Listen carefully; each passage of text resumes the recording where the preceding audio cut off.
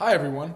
Today, I'll be walking through a case study on price elasticity and optimal pricing, using Starbucks as an example.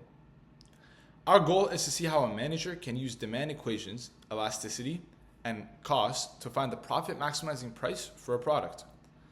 Now, we'll solve this using algebra, and we'll also confirm with diagrams as we go along. Then, we'll interpret what this means for the managerial decisions.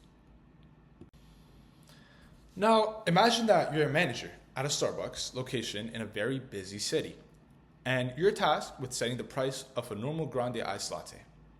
Now, we've collected the market research that tells us that demand for the iced latte is P of Q equals 1,000 minus 50p. Now, essentially, what that means is that at a price of 0, customers would buy 1,000 cups per week, and at a price of 20, no one buys. Our goal would be to find the price that maximizes profit, not just revenue, as for those are two different things.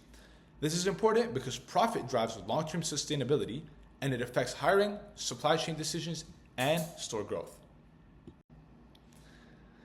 Now, this is just a more in-depth look of the demand function that I've shown earlier.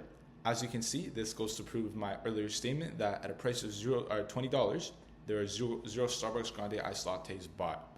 And this is also a simple linear downward sloping demand curve, and you'll see that in the next slide.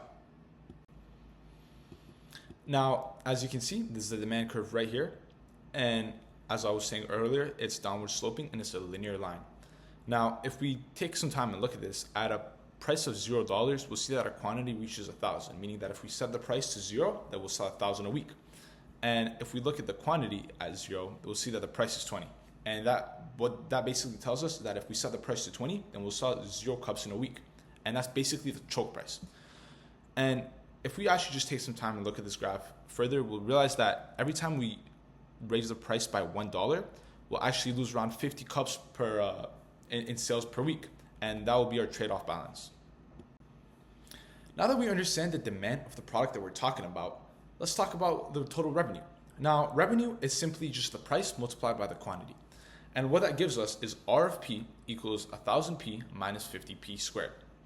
This function would be a parabola, an upside down U-shaped parabola to be exact. And what this basically tells us is that at low prices, revenue is small because each latte is very cheap. And at very high prices, revenue also falls because the customers buy almost nothing, which makes sense. So somewhere in the middle, revenue reaches its maximum point, and that's where we got to look for. Now, in order to find the price that maximizes revenue, we take the derivative of R of P.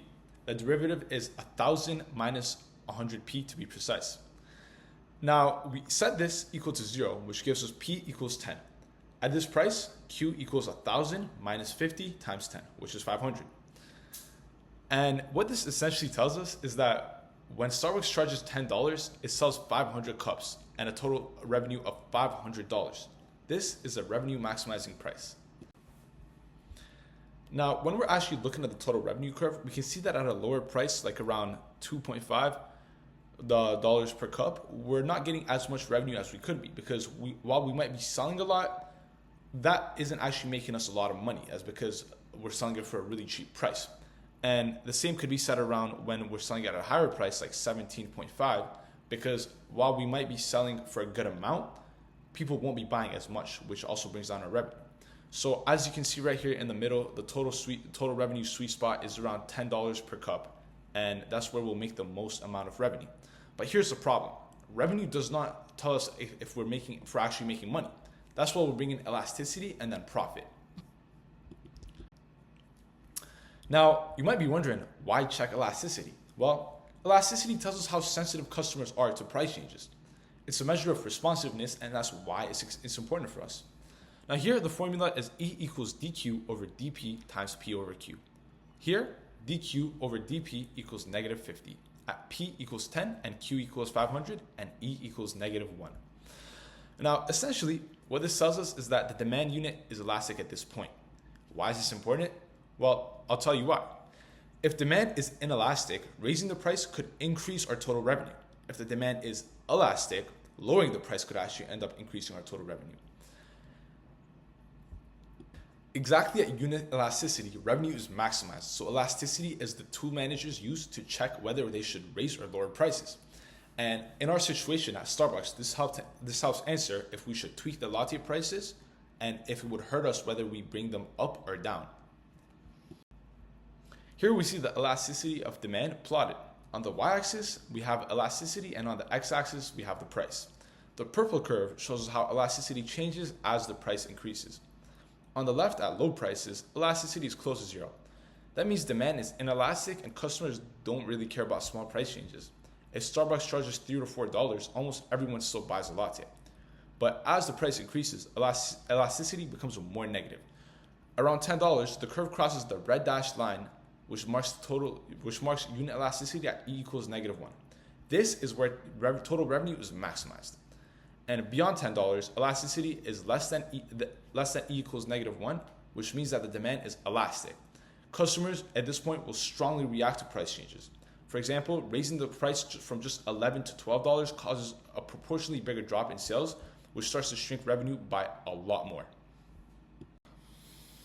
Now, let's move beyond just looking at revenue and bring costs into the picture. Let's assume that Starbucks has a marginal cost of $2.50 per latte. Profit, as we know, is simply just revenue minus costs, so mathematically we can write the profit as price minus cost multiplied by the quantity sold minus fixed cost.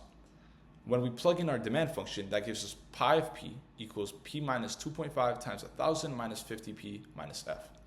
Expanding this out, we'll get pi of p equals negative 50p squared plus 1,125p minus 2,500 minus f.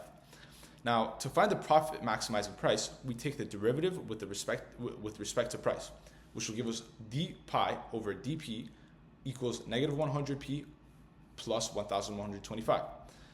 And setting this equal to 0, we solve the optimal price, which comes out to around $11.25.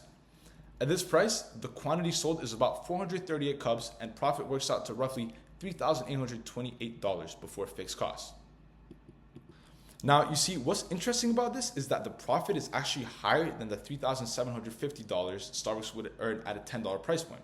So even though revenue peaked at $10, once we account for costs, Starbucks actually makes more profit by charging $11.25.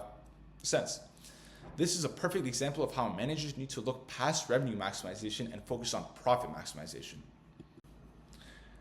Now that we've decided on our profit maximizing price of $11.25, let's find out what that is on the elasticity formula. And we'll do that by plugging in these numbers. E equals negative 50 times 11.25 divided by 437. And that works out to be just around negative 1.29. So demand is elastic at the profit maximizing point. And this makes sense. In fact, it's everything that we'd expect. When marginal cost is positive, the profit maximizing price will always land in the elastic portion of demand. Why? Well, think about it.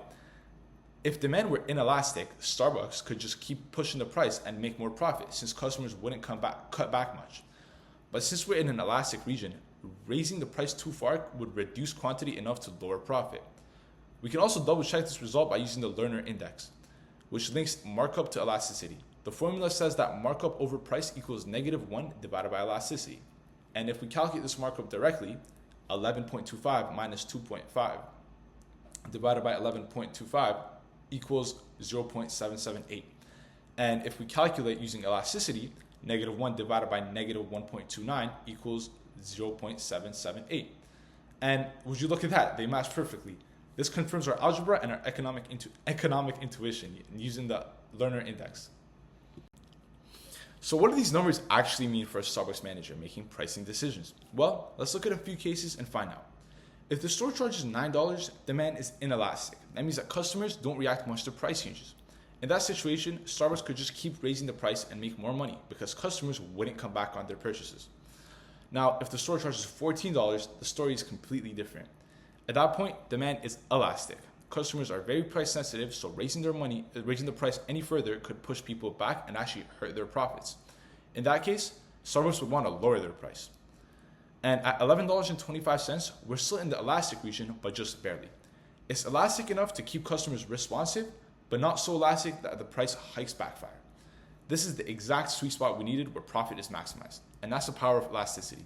It doesn't just tell managers where revenue peaks, it tells them whether a change in price is going to help them or hurt their profits.